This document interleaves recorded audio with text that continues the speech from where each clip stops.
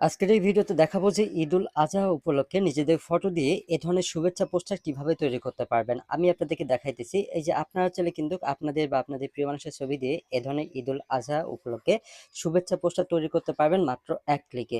তো চলুন এই কাজটি কিভাবে করবেন দেখিয়ে দিতেছি। প্রথমে চলে যাবেন ফোনের প্লে স্টোরে, তারপর সার্চ বারে ক্লিক করবেন, তারপর এখানে লিখবেন ঈদ মুবারক পোস্টার।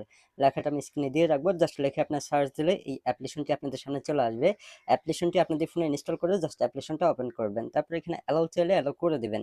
দেওয়ার পর এই ধরনের একটা নোটিফিকেশন আসবে, জাস্ট ক্রস আইকনে ক্লিক করে এটা কেটে দিবেন। দেওয়ার পরে আবারও অ্যালাউ চাইবে, অ্যালাউ দিয়ে দিবেন। তারপর উপরের দিকে দেখুন ঈদুল আজহা লেখা থাকবে, জাস্ট এটা আপনার সিলেক্ট করবেন। সিলেক্ট করলে ঈদুল আজহা যে সকল পোস্টার সবগুলো কিন্তু আপনাদের সামনে চলে আসবে।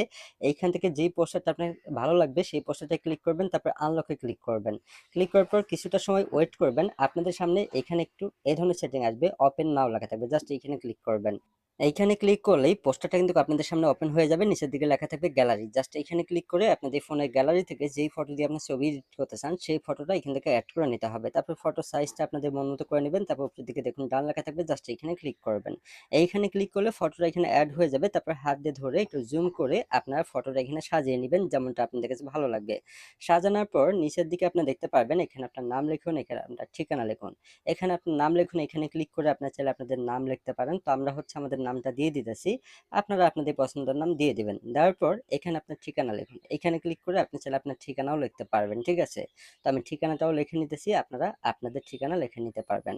ঠিকানা লেখার পর সবকিছু ঠিক থাকলে যে উপরের দিকে সেভ বাটন দেখতে পারবেন, জাস্ট এখানে ক্লিক করলেই ফটোটা কিন্তু আপনাদের ফোনের গ্যালারিতে সেভ হয়ে যাবে। তারপর সেই ফটো ফেসবুকে বা ইনস্টাগ্রামে বা টিকটকে আপনারা আপলোড করতে পারবেন খুবই সহজে। সো এই ছিল ভিডিও।